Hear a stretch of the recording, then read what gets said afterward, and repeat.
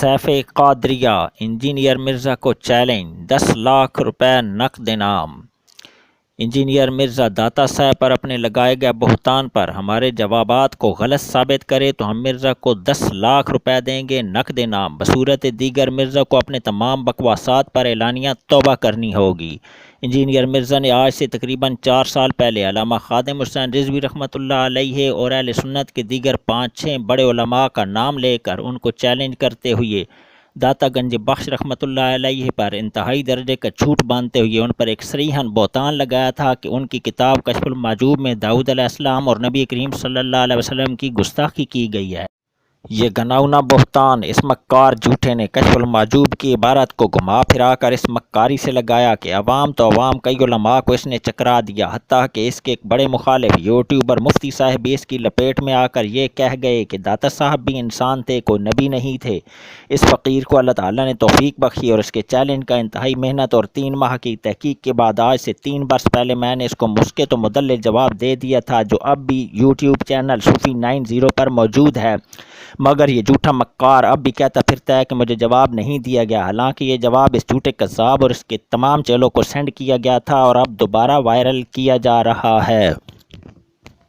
اس جواب کی تیاری میں درجنوں کتابوں کا مطالعہ اور تحقیق پر 3 ماہ لگے۔ ہر سوشل میڈیا یوزر مسلمان پر واجب ہے کہ وہ اس جواب کو مکمل توجہ کے ساتھ سماعت کرے، لائک کرے اور چینل کو سبسکرائب کرے۔ اس جواب کی تیاری میں درج ذیل کتب سے تحقیق کی گئی ہے: قرآن کریم، تفسیر ضیاء القرآن، تفسیر ابن کثیر، تفسیر طبری، تفسیر قرطبی، تفسیر مظہری، بخاری شریف، مسلم شریف، ابن ماجہ شریف، مشکوٰۃ شریف، مسنی مولانا روم، تذکرۃ الاولیاء، کشف المحجوب، اردو فارسی، سیر و سلوک امام خمینی صاحب اور دیگر بہت سی کتب۔ اگر شکر کے قائل تھے تو ہمارے نبی صلی اللہ علیہ وسلم کی بھی تو ایک دفعہ نگاہ جو ہے وہ سیدہ زینب کے اوپر پڑ گئی، تو وہ زینب جو ہے اس کے دل کی نفرت، اس کی نفرت اس کے خامن زید ابن حارثہ کے دل میں ہوگی، نعوذ باللہ،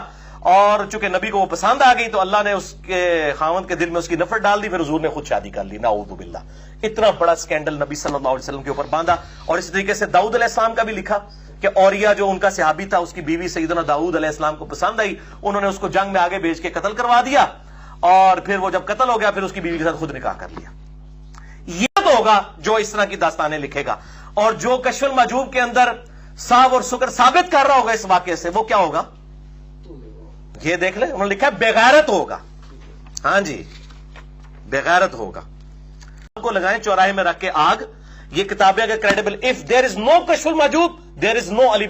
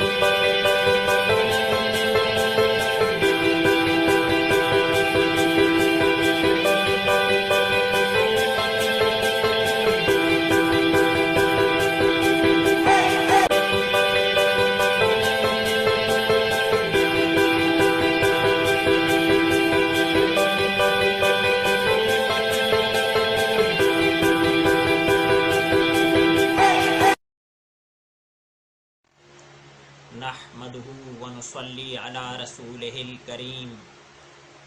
اما بعد، فاعوذ باللہ من الشیطان الرجیم، بسم اللہ الرحمن الرحیم،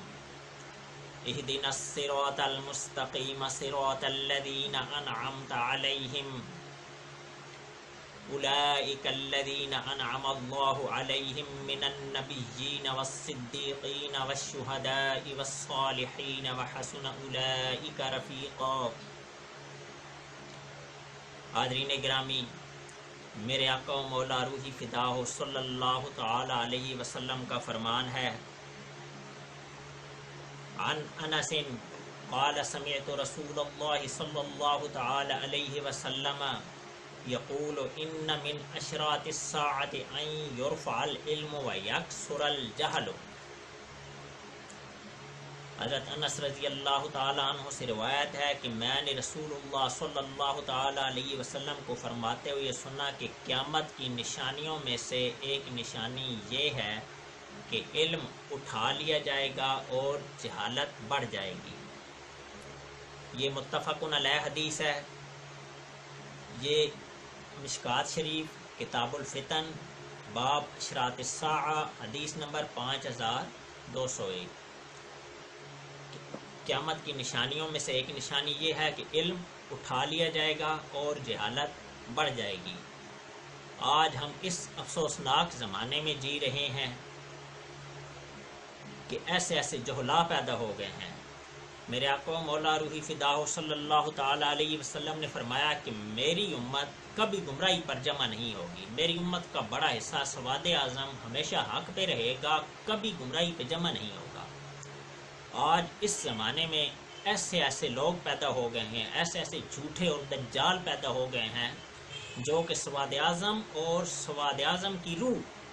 یعنی اولیاء کرام صوفیاء کرام پر وہ اپنی زبانیں تان دراز کرنے لگ گئے ہیں۔ محمد علی مرزا جیلمی یہ ایک قادیانیوں کا ٹاؤٹ ہے،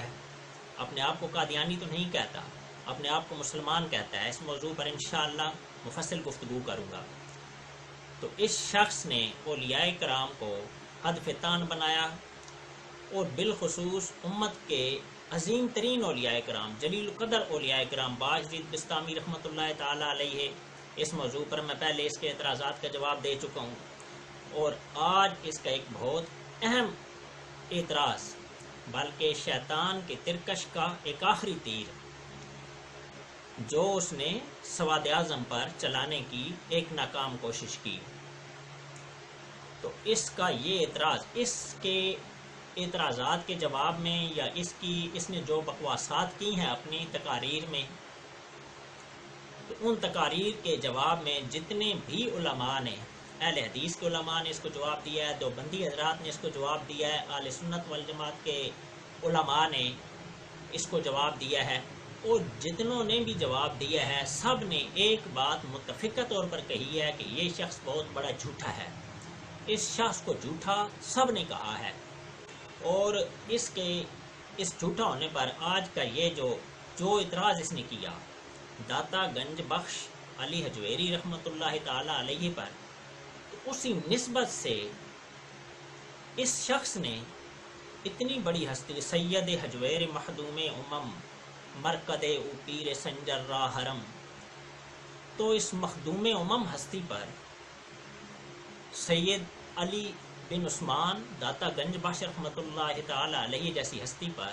اس شخص نے ایسے بکواسات کیے ہیں، گدے کی طرح ہینگ ہینگ کر اور ساون کے مینڈک کی طرح ٹرا کر اس خبیث نے اتنے برے الفاظ استعمال کیے ہیں کہ ایسے الفاظ کوئی ذی شعور بندہ کسی نیک ہستی کے بارے میں استعمال کرنے کے بارے میں سوچ بھی نہیں سکتا۔ اس کمینے نے آج کے اس بیان میں اس کو بے غیرت مرزا کے نام سے پکاروں گا،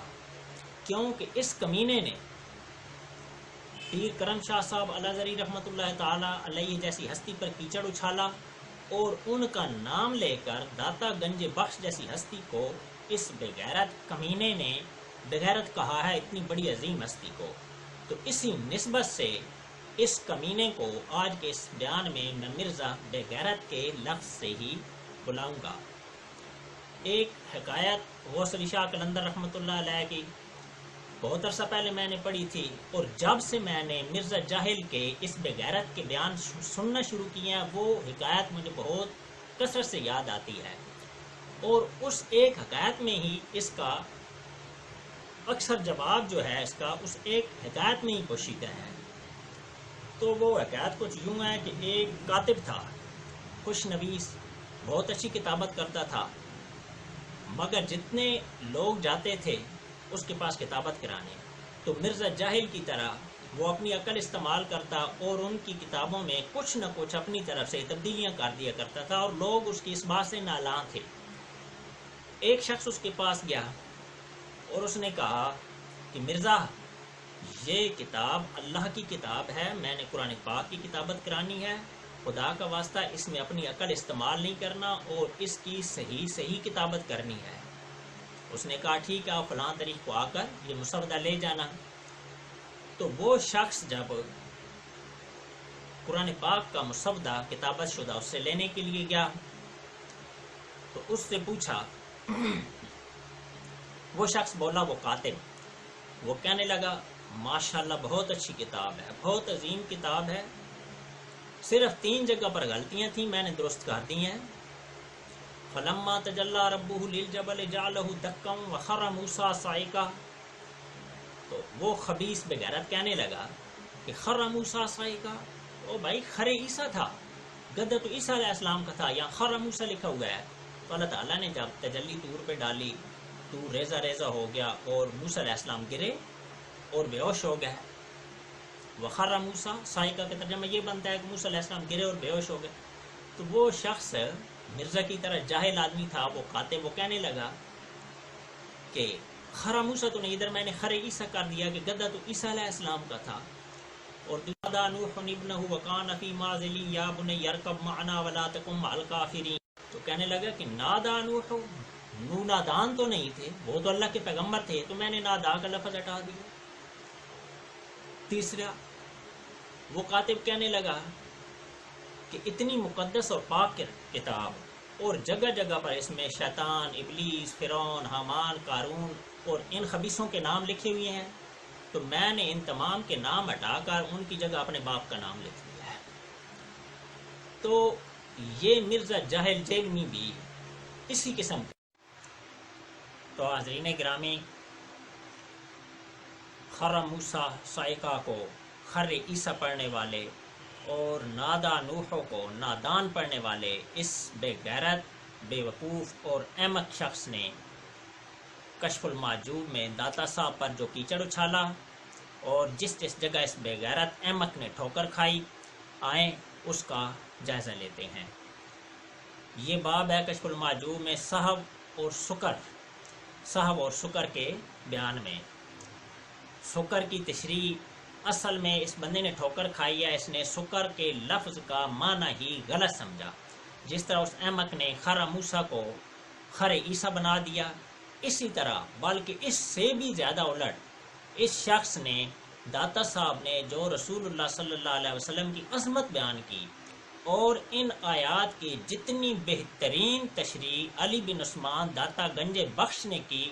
عربی اردو کسی تفسیر میں کوئی آدمی اتنی اچھی تفسیر ان چیزوں کی نہیں بیان کر سکا جتنی داتا صاحب نے بیان کی۔ لیکن اس احمق کی چونکہ نیت میں کھوٹ تھا اور یہ ملت میں صرف فتنہ برپا کرنا چاہتا تھا، اس لیے اس احمق نے ٹھوکر کھائی۔ تو آئیں دیکھتے ہیں، داتا صاحب لکھتے ہیں، آنا کہ سکر را بر صاحب فضل نہندو ابو یزید است رضی اللہ تعالیٰ عنہ و متابعانہ کہ صاحب بر اعتدال صفت آدمیت صورت گیرد حجاب اعظم بود حق تعالیٰ حجاب اعظم بود از حق تعالیٰ۔ میرے پاس یہ جو کشف المحجوب کا فارسی نسخہ ہے، یہ نسخہ انٹرنیٹ پر عام دستیاب ہے۔ کشف المحجوب PDF فارسی لکھ کر آپ سرچ کریں گے، یہ نسخہ آپ کو مل جائے گا۔ اور اردو کا جو اس نے ترجمہ، جو کتاب اس کے ہاتھ میں تھی، علامہ فضل الدین گوہر صاحب کا ترجمہ ضیاء القرآن پبلیکیشن والوں نے چھاپا ہے، بہت اچھا ترجمہ ہے اور اسی فارسی نسخے سے ہی تمام تراجم کیے گئے ہیں۔ اس فارسی نسخے میں اور ترجمے میں کوئی فرق نہیں ہے، اور الحمدللہ علامہ فضل الدین گوہر رحمۃ اللہ علیہ کا ترجمہ جو ہے، وہ ترجمہ میں جب کلاس 7 میں پڑھتا تھا، جب میں 7ویں جماعت میں پڑھتا تھا، اس وقت سے وہ ترجمہ میرے زیر مطالعہ ہے، اور تصوف کو میں نے اس وقت سے پڑھنا شروع کیا ہے جب میں 4تھی کلاس کا طالب علم تھا، یعنی انتہائی بچپن سے میں نے تصوف کو پڑھنا شروع کیا، اور تمام بڑے بڑے صوفیاء، مولانا جلال الدین رومی رحمۃ اللہ علیہ، امام غزالی رحمۃ اللہ علیہ کو مکمل میں نے الحمدللہ تفصیل سے پڑھا ہے۔ اسی طرح داتا گنج بخش رحمۃ اللہ تعالیٰ علیہ، بے شمار صوفیاء کو الحمدللہ میں نے ساری زندگی صرف تصوف، قرآن اور حدیث ہی پڑھی ہے، اس کے علاوہ میں نے ساری زندگی کچھ نہیں پڑھا۔ وفوق کل ذی علم علیم، ہر علم والے سے اوپر علم والا ہے، مجھ سے اوپر بے شمار علم والے ہوں گے، لیکن میں گمان کرتا ہوں چونکہ بچپن سے لے کر انتہائی خرد سال بچپن سے لے کر آج تک میں نے چونکہ صرف تصوف کو پڑھا ہے، تو مجھ سے بہتر اس شخص کا میں گمان کرتا ہوں کہ کوئی جواب نہیں دے سکتا، لیکن اس بات پر بھی میرا ایمان ہے کہ وفوق کل ذی علم علیم۔ تو داتا صاحب لکھتے ہیں کہ آنا کہ سکرہ برسا فضل نہندو ابو یزید است رضی اللہ تعالیٰ عنہ و متابعانہ، کہ جو صحب پر شکر کو فضیلت دیتے ہیں وہ ابو یزید اور آپ کے متابعین ہیں۔ صحب بر اعتدال صفت آدمیت صورت گیرد حجاب اعظم بود از حق تعالی، کہ صفت جو صحب ہے یہ صفت آدمیت ہے اور حجاب اعظم ہے اللہ تبارک و تعالی سے۔ و شکر بر زوال آفت و نقص بشریت و ذہاب تدبیر و اختیار بھی و فنائے تصرفش،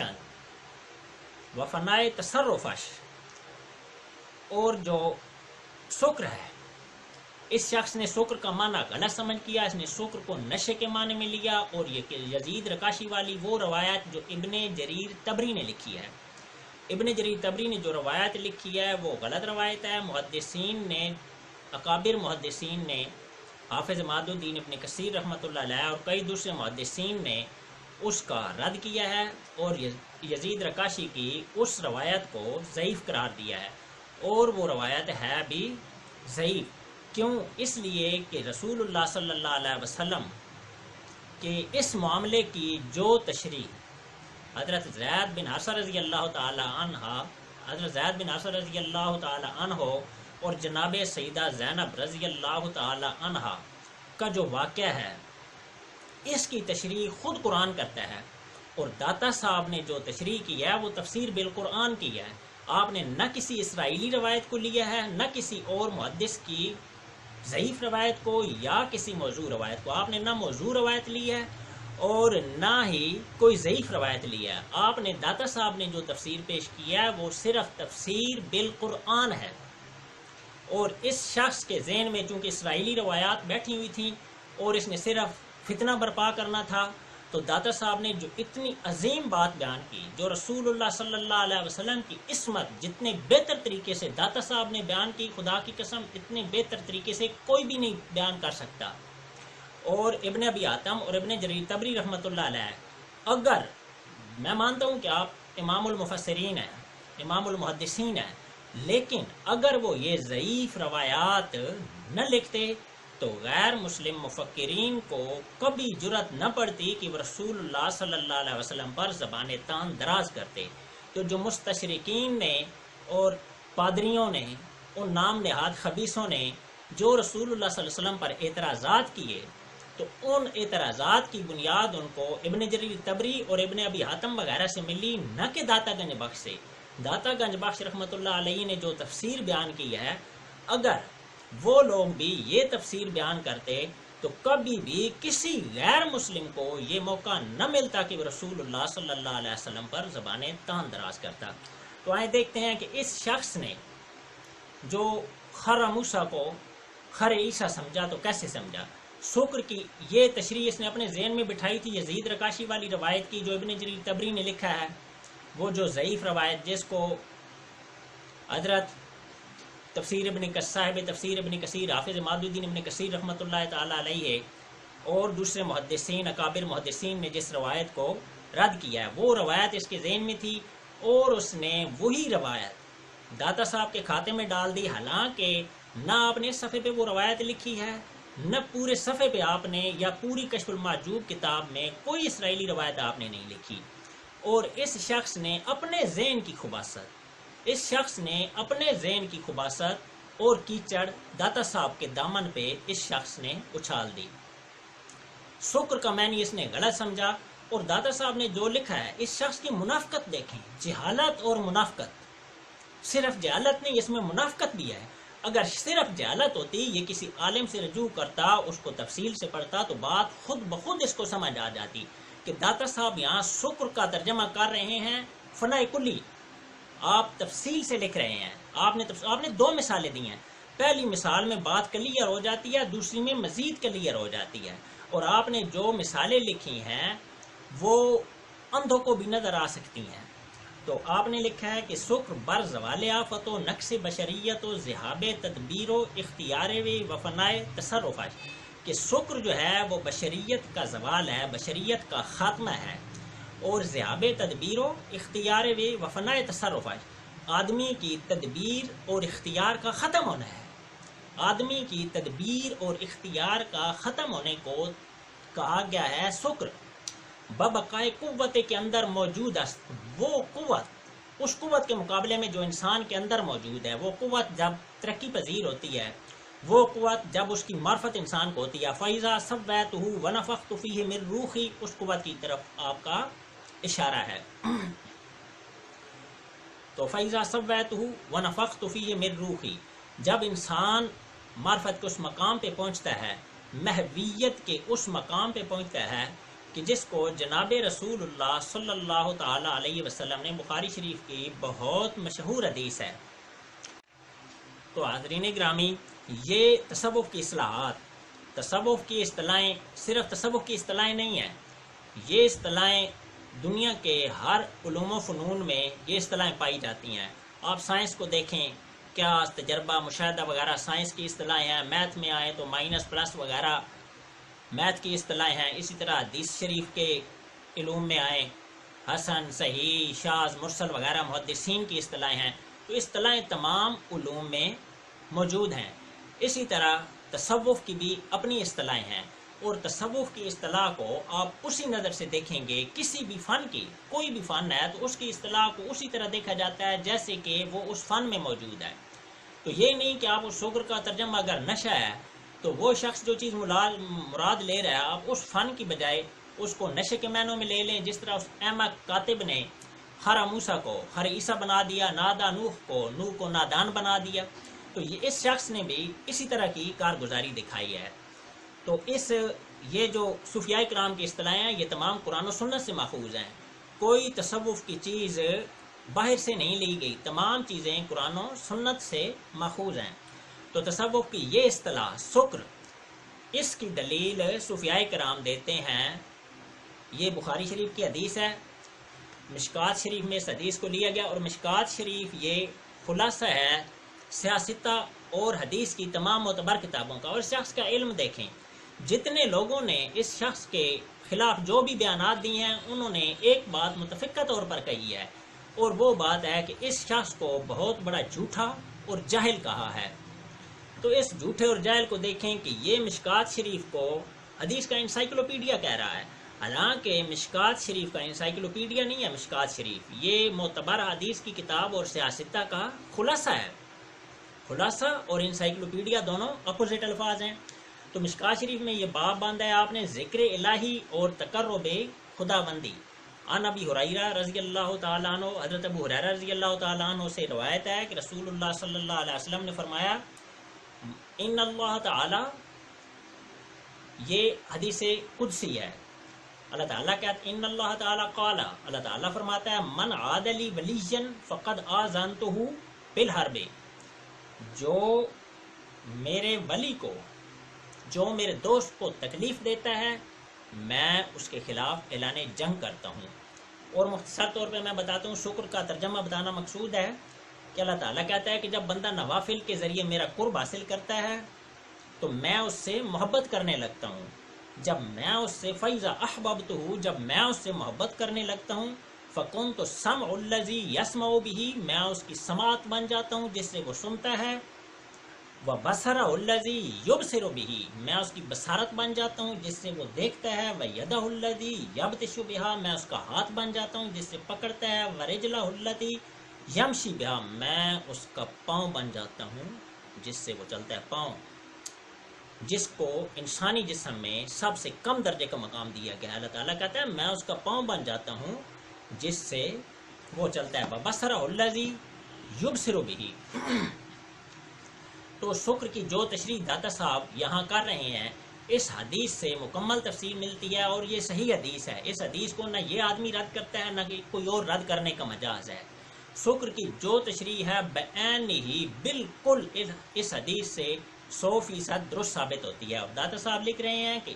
این بلغ و اتم و اکمل بود، کہ یہ جو تشریح ہے کہ شکر میں برزوال آفت و نقص بشریت یعنی تدبیروں کا ختم ہو جانا، و فنا تصرف کا ختم ہو جانا، ذہاب تدبیر و اختیار بھی اور اس کے یعنی انسان کے اختیار اور تدبیروں کا ختم ہو جانا، بلغ و اتم و اکمل بہت، اور یہ انسان کامل انسان ہوتا ہے۔ مثال صاحب کی دے رہے ہیں، چنانکہ داؤد علیہ السلام اندر حال صاحب بودو فعل ازوے بوجود آمد خداوند تعالیٰ فعل را ببی اضافت کر، کہ داؤد علیہ السلام چونکہ حال صاحب میں تھے تو جو ان سے فعل وقوع پذیر ہوا اس کی نسبت اللہ تعالیٰ نے ان کی طرف کی کہ صاحب صفت آدمیت ہے۔ وہ قتل داؤد جالوتا، اور داؤد علیہ السلام نے جالوت کو قتل کیا۔ وہ مصطفیٰ صلی اللہ علیہ وسلم اندر حال سکر بود، اور مصطفیٰ صلی اللہ علیہ وسلم حال شکر میں تھے، فعل ازوے بوجود آمد خداوند تعالیٰ فعل را بخود اضافت کر، تو جو فعل رسول اللہ صلی اللہ علیہ وسلم سے ظہور میں آیا اللہ تعالیٰ نے اس کی نسبت اپنی طرف کی۔ قولو تعالیٰ وما رمیت اذ رمیت ولکن اللہ رما فشتان ما بین عبد و عبد، تو ایک انسان اور دوسرے انسان میں کتنا فرق ہے کہ ایک پیغمبر کے بارے میں اللہ تعالیٰ کہہ رہا ہے کہ اس نے کیا، اور اپنے حبیب صلی اللہ علیہ وسلم کے بارے میں فرما رہا ہے وما رمیتا، اور جو تو نے پھینکی اذ رمیتا، جب آپ نے پھینکی، ولکن اللہ رما، اور جو وہ کنکریاں یا مٹی جو آپ نے پھینکی تو آپ نے نہیں پھینکی، ولکن اللہ رما، وہ اللہ نے پھینکی۔ تو فعل محمد صلی اللہ علیہ وسلم کی نسبت اللہ تعالیٰ اپنی طرف کر رہا ہے۔ کہ بخود قائم بود وہ صفات خود ثابت، کہ بخود صاحب کے بارے میں داؤد علیہ السلام کے بارے میں، کہ بخود قائم بود وہ صفات خود ثابت جو کہ اپنے آپ میں تھا، صفت آدمیت میں تھا، صاحب میں تھا، اپنی صفات سے وہ صفات خود ثابت اپنی صفات سے ثابت تھا، گفتن تو کر دی، اللہ تعالیٰ نے کہا تو نے کیا، وقتل داؤد جالوتا، داؤد نے جالوت کو قتل کیا، بر وجہ کرامت، اور عزت، کتنی عزت دی اس شخص کو کتنی عزت دی، کہ بحق قائم بود از صفات خود فانی، جو حق کے ساتھ قائم تھا اور اپنی صفات سے فانی تھا، جو کہ حق کے ساتھ قائم تھا اور اپنی صفات سے فانی تھا۔ غور کریں اس بات پہ، دادا صاحب جو لکھ رہے ہیں، اور اس خبیث نے جو وہ اس کو بھول ہوئی ہے نا، جو اس نے ٹھوکر کھائی ہے کہ خرا موسیٰ کو خر عیسیٰ اس نے بنایا ہے، تو خرا موسیٰ کو خر عیسیٰ بنانے والے اس بغیرت گدے کی اس بات پہ غور کریں۔ داتا صاحب کیا لکھ رہے ہیں، کہ بحق قائم بود، یہ شکر کی تشریح جو آپ کر رہے ہیں نا، داتا صاحب کو اختلاف کرتا ہے اس کی مرضی ہے، لیکن آپ گستاخی نہیں کر رہے، آپ جو کہہ رہے ہیں آپ وہ سمجھیں، آپ جو رسول اللہ صلی اللہ علیہ وسلم کی تعریف کر رہے ہیں، آپ کا حسن بیان کر رہے ہیں، اور آپ ان پہ زبانیں تان دراز کرنے لگے اور بکواسات کرنے لگے، تو ایسے شخص کو بغیرت گدہ نہ کہا جائے تو کیا کہا جائے کہ جو رسول اللہ صلی اللہ علیہ وسلم کو بدنام کر رہا ہے۔ داتا صاحب جیسے سید حجویر مخدوم اس مخدوم ہستی، رسول اللہ صلی اللہ علیہ وسلم کی آل سے اس مخدوم ہستی کو، اتنی بڑی عظیم ہستی کو جو شخص بدنام کر رہا ہے اور رسول اللہ کو بھی بدنام کر رہا ہے، آپ حسن بیان کر رہے ہیں، اور یہ خبیث حسن کو برائی بیان کر رہا ہے۔ آپ فرما رہے ہیں کہ کے بحق قائم بود از صفات خود فانی، جو حق سے قائم ہے،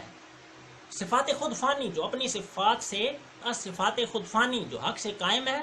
اور اپنی صفات سے فانی ہے، وہ بصرہ الذی یبصر بہ، اس چیز کو آپ ذہن میں بٹھائیں گے تب اس شخص نے جو کیچڑ اچھالا ہے داتا صاحب کے اجلے دامن پر،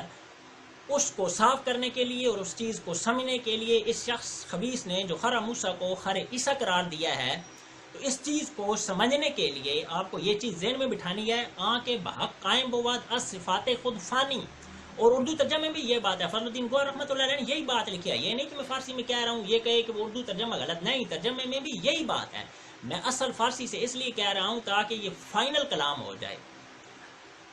گفتن ما کردیم آنچے کردیم، اللہ تعالیٰ کہہ رہا ہے جو تو نے کیا میں نے کیا۔ اب آگے دو چیزیں جو اس نے اٹھائی ہیں باتیں، اور جن باتوں کو اٹھا کر اعتراض یہ تو میں نے پورا صفحہ جو ہے نا اس کا ترجمہ پیش کیا ہے کشف المعجوب کا۔ تو اگلی دوسری جو صاحب کی آپ مثال دے رہے ہیں، چوں بندہ بخود قائم بود، دوسری مثال دے رہے ہیں، چوں بندہ بخود قائم بود چنان بود کہ داؤد را صلی اللہ علیہ یک نظر بجائے افتاد کی می نبا یست، کہ بندہ جب خود سے قائم ہوتا ہے وہ اس طرح ہوتا ہے کہ داؤد را صلی اللہ علیہ یک نظر بجائے افتاد کی میر نبا یست، کہ جیسے کہ ان کی نظر پڑی جہاں نہیں پڑنا چاہیے تھی، تادید آنچ دید، تادید آنچ دید، آپ نے جو دیکھا سو دیکھا۔ اس کے بارے میں انشاءاللہ مشکل و مدلل بات کروں گا۔ اگلی بات دیکھیں، وچوں بحق قائم چناں بواد کی مصطفیٰ را صلی اللہ علیہ وسلم یک نظر افتاد ہم ازان جنس زن بر مرد حرام شد، کہ یک نظر افتاد ہم ازان جنس سے، کہ اسی طرح کی ایک نظر ہم ازان جنس اس قسم کی جنس پر ایک نظر پڑی رسول اللہ صلی اللہ علیہ وسلم کی، زن بر مرد حرام شد، اور وہ عورت اپنے مرد پر حرام ہو گئی۔ اب اس کے ذہن میں یزید رکاشی والی وہ روایت جو ابن جریر طبری نے لکھی ہے، اگر میں پہلے عرض کر چکا ہوں ابن جریر طبری وہ روایت نہ لکھتا تو اتنے فتنے نہ پڑتے، اور غیر مسلموں کو، مستشرقین کو اور خبیث پادریوں کو رسول اللہ صلی اللہ علیہ وسلم پر زبان تان دراز کرنے کی جرت نہ ہوتی۔ یہ ابن ابی حاتم اور ابن جریر طبری کی غلطی تھی جس کی وجہ سے غیر مسلموں کو موقع ملا۔ یہ ان لوگوں کی غلطی تھی مفسرین کی، نہ کہ داتا صاحب کی۔ داتا صاحب کیا لکھ رہے ہیں، آپ دیکھیں کہ داتا صاحب کیا لکھ رہے ہیں۔ شکر کی تشریح آپ ذہن میں رکھیں کہ بندہ خود اپنی صفات سے فانی ہوتا ہے، ٹھیک ہے۔ یک نظر افتاد ہم ازان جنس زن بر مرد حرام شد،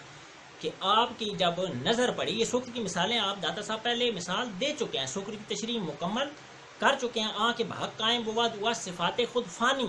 جو حق سے قائم ہوتا ہے اور صفات خود فانی اپنی صفات سے فانی ہوتا ہے۔ داتا صاحب کہہ رہے ہیں کہ رسول اللہ صلی اللہ علیہ وسلم ومار میتہ کی مثال پہلے دے چکے ہیں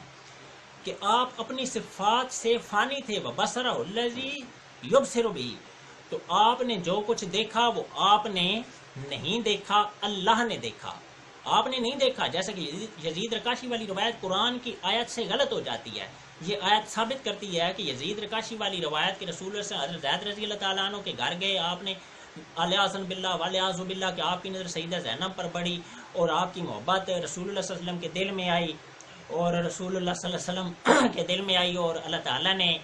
اور حضرت زید رضی اللہ تعالیٰ عنہ کے دل میں ان کی نفرت ڈال دی۔ اور اس طریقے سے یہ جو روایت یزید رکاشی والی ہے، محدثین نے اس کو ضعیف لکھا ہے۔ صرف ضعیف ہی نہیں، یہ روایت موضوع پتہ چلتی ہے، کیوں؟ اس لیے کہ یہ قرآن سے متصادم ہے۔ داتا صاحب نے جو کچھ لکھا ہے تو داتا صاحب نے جو کچھ لکھا ہے اس میں ہم دیکھتے ہیں کہ داتا صاحب نے اس چیز کی جو تشریح لکھی ہے یہ بالکل بعین ہی قرآن نے یہی لکھا ہے۔ داتا صاحب نے لکھا ہے کہ دیکھنے والی ہستی رسول اللہ، آنکھیں رسول اللہ کی تھیں، وبصرہ الذی یبصر بہ، آنکھ بحق قائم بود۔ پہلی مثال میں آپ واضح کر چکے ہیں، اسی صف پہ شکر کی مکمل تفصیل آپ واضح کر چکے ہیں۔ جو آپ نے شکر کی تفصیل لکھی ہے اسی کے ضمن میں آپ دیکھیں گے، اس سے باہر آپ نہیں دیکھ سکتے۔ کشف الماجوب تصوف کی کتاب ہے، تصوف کی کتاب ہے، اور شکر کے بارے میں جو تصوف کہتا ہے، جو داتا صاحب اسی صفحے بیان کر چکے ہیں، آپ اسی کے ضمن میں دیکھیں گے، اس سے ہٹ کے دیکھنے کی آپ کو اجازت نہیں ہے۔ آنکھ بحق قائم بود ہوا صفات خود فانی، کہ آپ صفات خود سے فانی تھے، رسول اللہ صلی اللہ علیہ وسلم صفات خود سے فانی تھے اور حق سے قائم تھے۔ وبصرہ الذی یبصر بہ، جب آپ نے دیکھا تو آپ نے نہیں دیکھا، وہ اللہ نے دیکھا۔ جب اللہ نے دیکھا تو حضرت زینب کو رسول اللہ نے دیکھ کر پسند نہیں کیا۔ داتا صاحب لکھ رہے ہیں کہ ہوا صفات خود فانی، اللہ نے دیکھا اور اللہ نے حضرت زینب رضی اللہ تعالیٰ عنہ کو رسول اللہ صلی اللہ علیہ وسلم کے لیے پسند کر لیا۔ داتا صاحب یہ لکھ رہے ہیں کہ اللہ نے دیکھا، رسول اللہ کی نظر کو اللہ کی نظر کہہ رہے ہیں۔ ہوا صفات آنکھ بحق قائم بود ہوا صفات خود فانی، یہ لکھ رہے ہیں، شکر کی یہ تشریح لکھ رہے ہیں، آنکھ بحق قائم بود ہوا صفات خود فانی، کہ رسول اللہ صلی اللہ علیہ وسلم نے جو دیکھا حضرت زینب کو، تو رسول اللہ نے نہیں دیکھا، وہ اللہ نے دیکھا، وہ اللہ نے دیکھا۔ کیونکہ آپ صفات خود فانی، اپنی صفات سے فانی تھے اور دیکھنے والی نظر اللہ کی تھی۔ اللہ نے زینب کو رسول اللہ صلی اللہ علیہ وسلم کے لیے پسند کر لیا۔ اور کیوں پسند کیا؟ یہ حسن کی بات نہیں تھی۔ اگر یہ بات ہوتی تو 1 سال پہلے سیدہ زینب کا رشتہ آپ نے خود کرایا حضرت زید سے، اور یہ آپ کی امزاد تھیں، آپ کی پھوپھی کی لڑکی تھیں، بچپن سے آپ انہیں دیکھتے آ رہے تھے۔ اگر خدا نخواستہ کوئی عشق و محبت والا معاملہ جیسے کہ کاذبین لکھتے ہیں، اگر کوئی ایسی بات ہوتی تو وہ آپ اس سے پہلے ان سے شادی کر لیتے. تو اس بحث میں جانے کی ضرورت نہیں. اگر کوئی اس کو مکمل تفصیل سے پڑھنا چاہتا ہے تو ضیاء القرآن میں سینکڑوں رحمتیں ہوں. جناب حضرت پیر کرم شاہ صاحب الادری رحمۃ اللہ تعالی علیہ کی تربت پر انہوں نے اس مقام پر بہت اچھی بحث کی ہے، اور آپ لوگ اس میں سے جو چاہے تفصیل میں جا سکتا ہے. تو ہم یہ دیکھ رہے ہیں کہ داتا صاحب نے جو کہا ہے کہ اوہ صفات خود آنکھ بحق بوائد اوہ صفات خود فانی، اس کی تشریح قرآن کیا کہہ رہا ہے؟ قرآن کہہ رہا ہے فلما قضا زید منہا وطرن زوجناکہا، کہ جب پوری کر لی حضرت زید نے اسے طلاق دینے کی خواہش تو ہم نے اس کا نکاح آپ سے کر دیا. زوجناکہا، تمام امہات المومنین میں سے سیدہ زینب رضی اللہ تعالیٰ عنہ وہ واحد ام المومنین ہیں جن کا نکاح اللہ تعالیٰ نے خود رسول اللہ صلی اللہ علیہ وسلم سے کیا. یہ داتا صاحب کی اس بات کا ثبوت ہے. آنکھ بحق قائم بود وہ صفات خود فانی، آپ اپنی صفات سے فانی تھے، اس لیے اللہ تعالیٰ نے کہا زوجناکہا، ہم نے ان کا نکاح آپ سے کر دیا. اور سیدہ زینب رضی اللہ تعالیٰ عنہ اس بات پہ امہات المومنین پر فخر کیا کرتی تھیں کہ تمہارے نکاح تمہارے ولیوں نے کیے، جبکہ میرا نکاح 7 آسمانوں سے اوپر اللہ تعالیٰ نے خود محمد صلی اللہ علیہ وسلم سے میرا نکاح کیا ہے. تو قرآن بالکل اس بات کو واضح کر رہا ہے. فلما قضا زید منہا وطرن زوجناکہا لکی لا یکون علی المؤمنین. تو زید اپنا یزید رکاشی والی جو روایت ہے وہ ان الفاظ سے ختم ہو جاتی ہے. جب کوئی روایت قرآن سے متصادم ہوتی ہے وہ کل عدم ہو جاتی ہے. لکی لا یکون علی المؤمنین حرج. لکی لا کا ترجمہ ہے تاکہ زوجناکہا، ہم نے ان کا نکاح آپ سے کر دیا. کیوں کر دیا؟ اس لیے نہیں کہ آپ نے ان کو پسند کر لیا یا وہ آپ کو پسند آ گئی، ان کے اس نے آپ اثر کیا اور آپ کو پسند آ گئی، اس لیے نہیں. قرآن بالکل صاف کہہ رہا ہے. جو داتا صاحب کہہ رہے ہیں کہ آپ اپنی صفات سے فانی تھے، آپ کی نظر نہیں دیکھ رہی تھی، اللہ کی نظر دیکھ رہی تھی. اور اللہ کہہ رہا ہے کہ زوجناکہا، ہم نے ان کا نکاح آپ سے کر دیا. لکیلا، اس لیے کیا، لکیلا یکون علی المؤمنین حرج، تاکہ اس عملی سنت کے بعد مومنین پر کوئی حرج نہ ہو اپنے منہ بولے بیٹوں کی بیویوں کے بارے میں. تو اہل عرب میں رواج تھا کہ متبنہ جو ہوتا تھا، جو لے پالک بیٹا ہوتا تھا، وہ اس کے تمام قوانین وہی ہوتے تھے جو کہ ان کے سگے بیٹے کے ہوتے تھے. اس کو وراثت میں حصہ دیا جاتا تھا. اس کے مہارے، ماں، بہن، بیٹی، پھوپھی، تمام رشتے جو ہوتے تھے ان کی حرمت کا وہی سلسلہ وہ انہوں نے بنایا ہوا تھا جو سگے بیٹے کا تھا. اور اللہ تعالیٰ نے اس چیز کو ختم کیا. چونکہ ان قوانین کو اللہ تعالیٰ نے ختم کرنا تھا. قرآن آخری کتاب ہے اور قانون کی کوئی ضروری چیز اس میں کم نہیں ہونی تھی. اللہ تعالیٰ نے تمام چیزیں پوری کرنی تھی. اس وجہ سے وہ نکاح بھی اللہ نے اس وجہ سے پہلے حضرت زید رضی اللہ تعالیٰ عنہ سے کرایا، اور انہوں نے جب انکار کیا گیا تو اللہ تعالیٰ نے سختی کے ساتھ اس چیز کو وما کان للمؤمن ولا مؤمنۃ اذ قضى الله ورسوله امرا ان يكون لهم الخيرة من امرهم، کہ کسی مومن عورت کو، نہ کسی مومن مرد کو یہ حق پہنچتا ہے، نہ کسی مومن عورت کو کہ جب فیصلہ فرما دے اللہ تعالیٰ اور اس کا رسول کسی معاملہ میں تو پھر انہیں کوئی اختیار اپنے پاس اس معاملہ میں. پھر اللہ تعالیٰ نے حضرت سیدہ زینب رضی اللہ تعالی عنہا کو طلاق دلوائی اور ان کا نکاح رسول اللہ صلی اللہ تعالی علیہ وسلم سے کیا. زوجناکہا، اللہ کہہ رہا ہے میں نے ان کا نکاح آپ سے کر دیا. لکی لا یکون علی المؤمنین، لکی لا یکون علی المؤمنین، اس لیے نکاح کیا کہ مومنین پر حرج نہ رہے یہ جو قوانین منسوخ کیے ہیں ان کے بارے میں. تو اب اس محبت کی یا ان خرافات کی کہاں گنجائش رہی؟ تو میرے خیال میں اب آپ کو سمجھ آ گیا ہوگا کہ شکر کی جو تشریح داتا صاحب نے کی ہے وہ یہ ہے کہ آنکھ کے بحق قائم بود ہوا صفات خود فانی.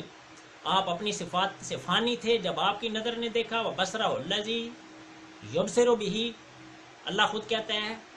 کہ میں اس کی نظر سے دیکھتا ہوں. اور قرآن کہہ رہا ہے زوجناک، اللہ کہہ رہا ہے میں نے ان کا نکاح آپ سے کر دیا. لکی لا یکون علی المؤمنین حرج، تاکہ مومنین پر کوئی حرج نہ رہے ان قوانین کے بارے میں. تو یہ جناب رسول اللہ صلی اللہ علیہ وسلم پر جو اس شخص نے تہمت دھرنے کی کوشش کی تو شکر کا معنی اور یہ آیت کی تشریح و تفسیر سمجھنے کے بعد یقیناً یہ معاملہ رفع ہو گیا ہوگا۔ تو اب دوسری طرف ہم آتے ہیں حضرت داؤد رضی اللہ تعالی عنہ کے بارے میں۔ تو اب ہم آتے ہیں حضرت داؤد رضی اللہ تعالی عنہ کے بارے میں، جو حضرت داتا گنج بخش رحمۃ اللہ علیہ نے لکھا ہے۔ تو آپ نے لکھا ہے حضرت داؤد علیہ السلام کے بارے میں، چون بندہ بخود قائم بود چنام بود کہ داؤد را صلی اللہ علیہ یک نظر بجائے افتاد کی می نبا یس، کہ داؤد علیہ السلام کی نظر ایسی جگہ پر پڑی جہاں کہ می نبا یس جو مناسب نہیں تھی، تا دید آنچ دید۔ داتا صاحب نے صرف اتنا لکھا ہے، تا دید آنچ دید، اس کے علاوہ آپ نے کوئی روایت نہیں لکھی۔ آپ عربی کی تمام تفاسیر اٹھا کے دیکھیں، ان میں اتنی روایات لکھی ہیں کہ پڑھنے والے کی عقل دنگ رہ جاتی ہے۔ ابن جریر طبری رحمۃ اللہ علیہ نے ضعیف اور موضوع اسرائیلیات ابن جریر طبری رحمۃ اللہ علیہ نے بھی اس مقام پہ لکھی ہیں۔ تفسیر قرطبی میں لکھی، ابن جریر طبری نے رد نہیں کیا، دو تین جو روایات انہوں نے لکھی ہیں، انہوں نے یزید رکاشی والی روایت لکھی ہے اور ان کا انہوں نے رد نہیں کیا ہے۔ ہاں، ابو عبداللہ امام قرطبی رحمۃ اللہ تعالی علیہ نے جو روایات لکھی ہیں مفصل طریقے سے انہوں نے بحث کی ہے، اور انہوں نے بہت ساری تقریباً اکثر روایات کا انہوں نے رد بھی کر دیا ہے۔ انہوں نے بہت اچھی بحث کی ہے اس موضوع پر، بشرطے کہ اسے تسلی کے ساتھ اور توجہ کے ساتھ اس مقام کا مطالعہ کیا جائے۔ اور اس مقام پہ جو داتا صاحب نے لکھا ہے کہ تا دید آنچ دید، آپ نے صرف اتنا لکھا کہ داؤد علیہ السلام کی نظر پڑی، تا دید آنچ دید، آپ نے جو دیکھا سو اللہ تعالیٰ کروڑوں رحمتوں کا نزول کرے آپ کی تربت شریف پر۔ تو آپ نے بھی جو کچھ لکھا ہے یہاں، داتا صاحب نے جو لکھا ہے کم لکھا ہے۔ حافظ عماد الدین ابن کثیر رحمۃ اللہ تعالی علیہ نے کچھ زیادہ لکھا ہے داتا صاحب سے بھی۔ حافظ عماد الدین ابن کثیر رحمۃ اللہ تعالی اس موقع پر لکھتے ہیں کہ قد ذکر المفسرون ہا ہونا قصۃ اکثرها ماخوذ من اسرائیلیات، کہ اس جگہ پر مفسرین نے ایک قصہ مذکور کیا ہے، اس جگہ پر مفسرین نے ایک قصہ ذکر کیا ہے جس کا اکثر حصہ اکثرها ماخوذ من اسرائیلیات، اکثرها کا لفظ حافظ عماد الدین ابن کثیر رحمۃ اللہ تعالی علیہ نے لکھا ہے کہ اس جگہ پر قصہ ہے جس کا اکثر حصہ اسرائیلی روایات سے ہے۔ تو اکثرها کا لفظ بتا رہا ہے کہ اس حصے کا کچھ حصہ، اکثرها کا لفظ بتا رہا ہے کہ اس حصے کا ایک قلیل حصہ جو ہے اس کی حقیقت ہے، اس قلیل سے آگے جو یہودی خرافات ہیں وہ غلط ہیں، لیکن قلیل جو ہے وہ ٹھیک ہے۔ وہ قلیل کتنا ہے تو اس کو ہم دیکھیں گے۔ حضرت داؤد علیہ السلام کا ہمیں اس میں واقعہ دیکھنا پڑے گا۔ اس قلیل کو سمجھنے کے لیے جب ہم حضرت داؤد علیہ السلام کی اس واقعہ کو سمجھیں گے تو حضرت داتا علیہ السلام بحث کی ہے، اور انہوں نے بہت ساری تقریباً اکثر روایات کا انہوں نے رد بھی کر دیا ہے۔ انہوں نے بہت اچھی بحث کی ہے اس موضوع پر، بشرطے کہ اسے تسلی کے ساتھ اور توجہ کے ساتھ اس مقام کا مطالعہ کیا جائے۔ اور اس مقام پہ جو داتا صاحب نے لکھا ہے کہ تا دید آنچ دید، آپ نے صرف اتنا لکھا کہ داؤد علیہ السلام کی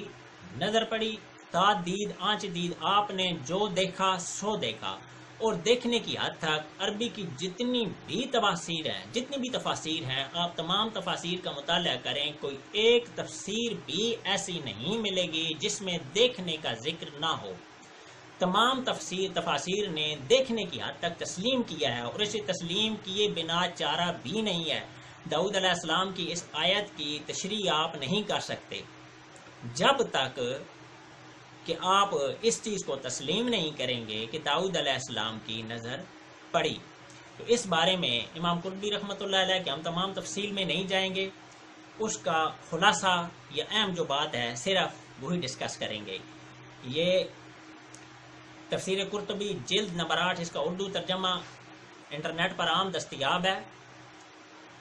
تفسیر قرطبی جلد نمبر 8 صفحہ نمبر 198، پیج نمبر 198۔ تو صفحہ نمبر 198 پر آپ لکھتے ہیں،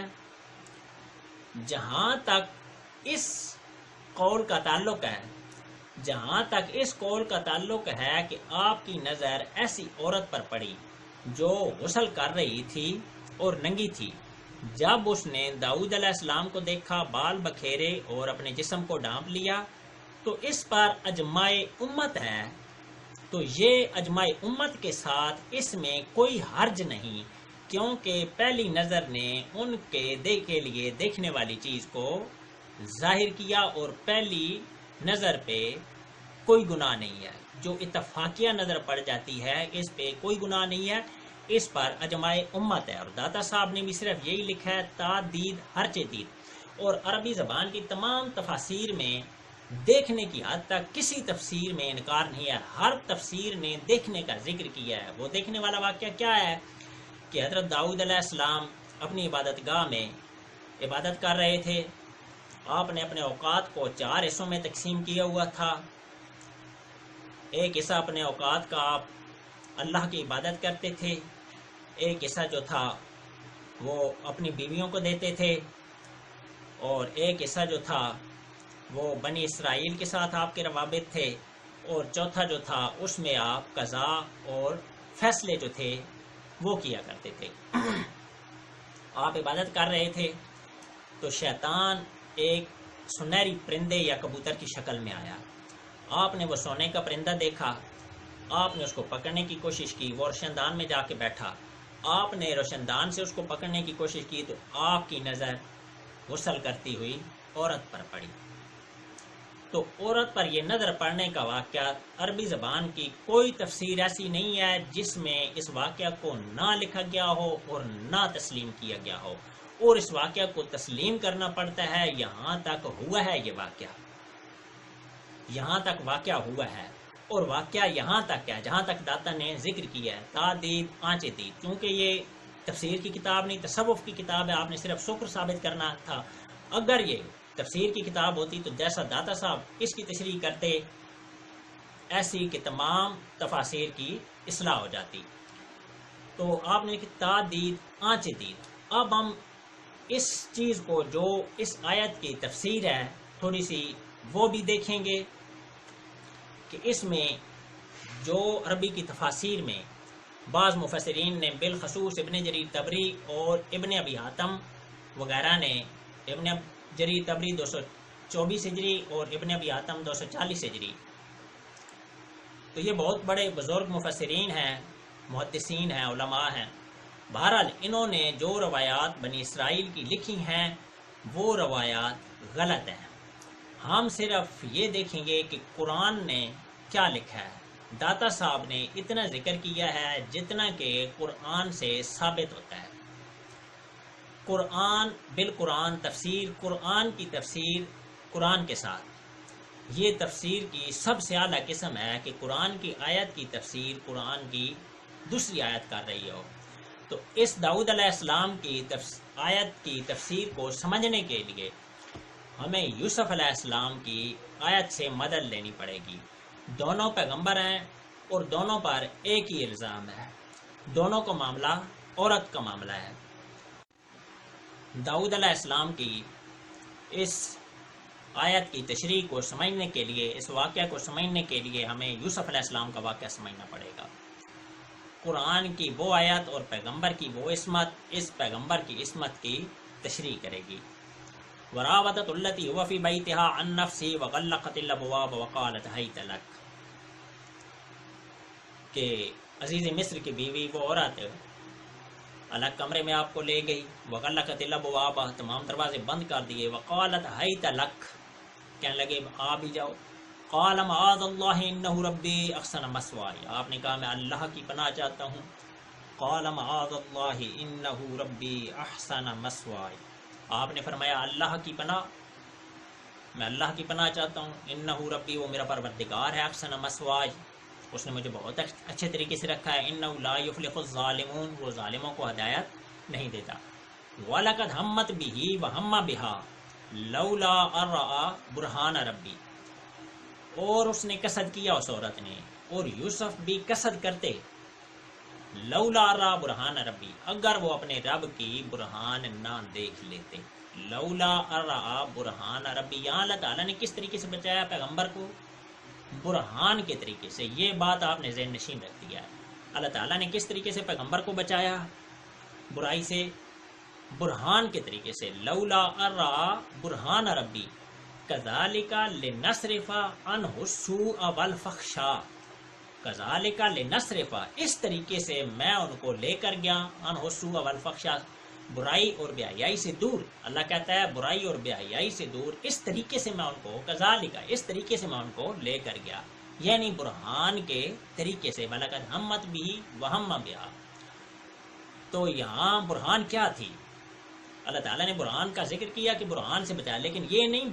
بتایا کہ برہان کیا تھی۔ تو بعض مفسرین نے لکھا ہے کہ حجابات اٹھا دیے گیا اور آپ نے اپنے گھر میں حضرت یعقوب علیہ السلام کو دیکھا کہ وہ انگلی دانتوں میں دبائے کھڑے ہیں یا انگلی سے اشارہ کر رہے ہیں، اور بعد نے یہ بھی لکھا ہے کہ آپ نے نظر اوپر اٹھائی تو فضا میں آپ کو لکھا ہوا نظر آیا وَلَا تَقْرَبُوا الزِّنَا إِنَّهُ كَانَ فَاحِشًا وَسَاءَ سَبِيلًا۔ برہان جو بھی تھے، برہان کا یہاں اللہ نے ذکر نہیں کیا، اتنا بتایا کہ میں نے یوسف کو جو بچایا تو برہان کے ذریعے سے بچایا، لِنَصْرِفَ عَنْهُ كَذَلِكَ لِنَصْرِفَ عَنْهُ، اس طریقے سے میں ان کو برائی اور بے حیائی سے دور لے کر گیا۔ اب ہم داؤد علیہ السلام کا واقعہ دیکھتے ہیں۔ داؤد علیہ السلام نے روشن دان سے نظر کی، وہاں بھی یہی معاملہ ہے، پیغمبر ہے، ٹھیک ہے،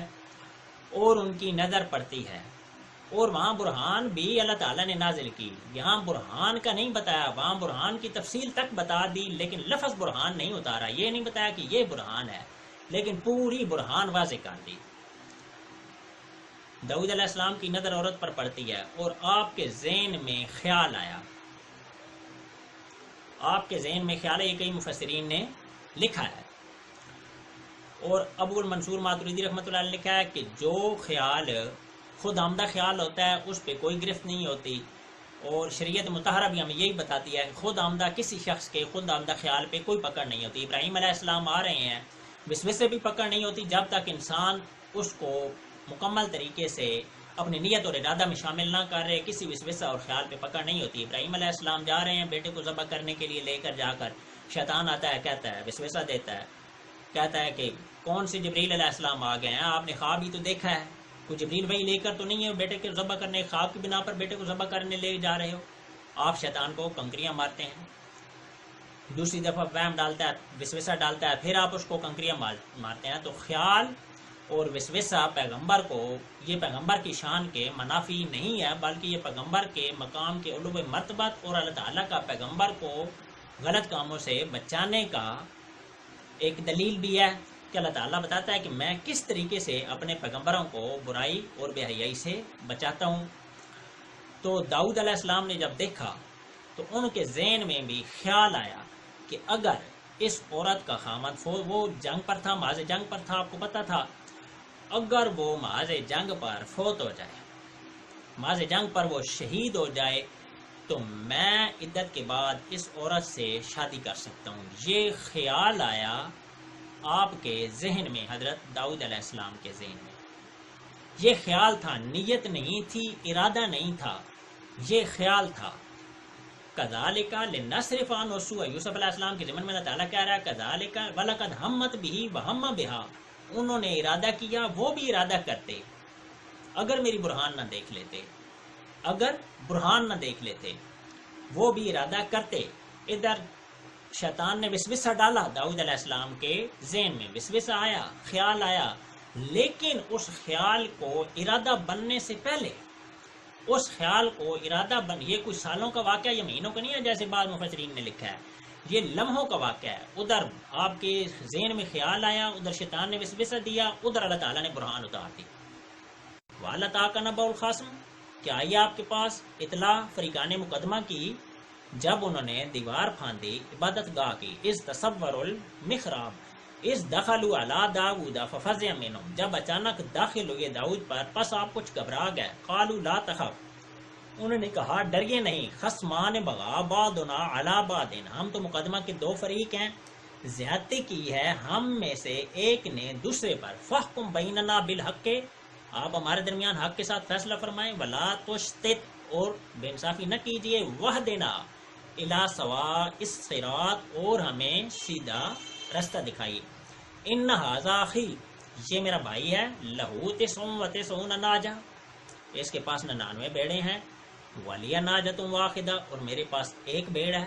فَقَالَ أَكْفِلْنِيهَا وَأَعِزْنِي فِي الْخِطَابِ، یہ کہتا ہے کہ تو اپنی بھیڑ میرے حوالے کر دے اور میرے ساتھ سختی کرتا ہے۔ قَالَ لَقَدْ ظَلَمَكَ بِسُؤَالِ نَاجَتِكَ إِلَىٰ نِعَاجِهِ، آپ نے فرمایا بے شک اس نے ظلم کیا ہے تم پر یہ مطالبہ کر کے کہ تیری دمبیوں کو اپنی دمبیوں میں ملا دے۔ وَإِنَّ كَثِيرًا مِّنَ الْخُلَطَاءِ لَيَبْغِي بَعْضُهُمْ عَلَىٰ بَعْضٍ، اور اکثر حصہ دار زیادتی کرتے ہیں ایک دوسرے پر۔ إِلَّا الَّذِينَ آمَنُوا وَعَمِلُوا الصَّالِحَاتِ وَقَلِيلٌ مَّا هُمْ، مگر جو ایمان لائے نیک عمل کرتے رہے، وَقَلِيلٌ مَّا هُمْ، اور یہ لوگ تھوڑے ہیں۔ جب آپ یہاں پہنچتے ہیں إِلَّا الَّذِينَ آمَنُوا وَعَمِلُوا، ان کو نصیحت کر رہے ہیں، جب یہاں پہنچتے ہیں إِلَّا الَّذِينَ آمَنُوا وَعَمِلُوا الصَّالِحَاتِ وَقَلِيلٌ مَّا هُمْ، اور یہ لوگ تھوڑے ہیں، تو جب یہاں پہنچتے ہیں وَظَنَّ دَاوُودُ أَنَّمَا فَتَنَّاهُ، اور فوراً خیال آ گیا داؤد کو کہ ہم نے اسے آزمایا ہے، ہم نے اسے آزمایا ہے۔ جب آزمایا ہے تو وہ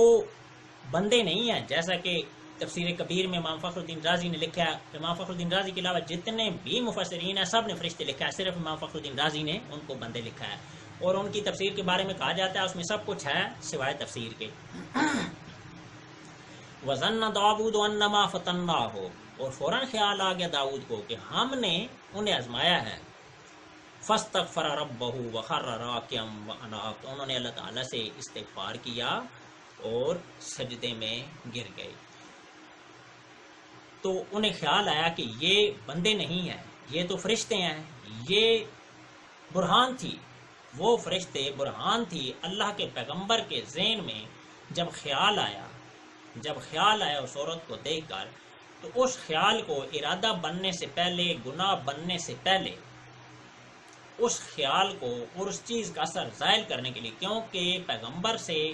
گناہ دور کرنا یہ اللہ تعالیٰ کی ذمہ داری ہوتی ہے۔ اگر پیغمبر گناہ کرے، اس کی شریعت کا، اس کی کتاب کا، کسی چیز کا کوئی دار و مدار، کوئی اس کا بھروسہ نہیں رہتا، تو اللہ تعالیٰ کسی پیغمبر کے نزدیک گناہ کو نہیں آنے دیتا۔ تو اس خیال کو گناہ بننے سے پہلے اللہ تعالیٰ نے برہان اتار دی۔ اب بعض علماء لکھتے ہیں کہ وہ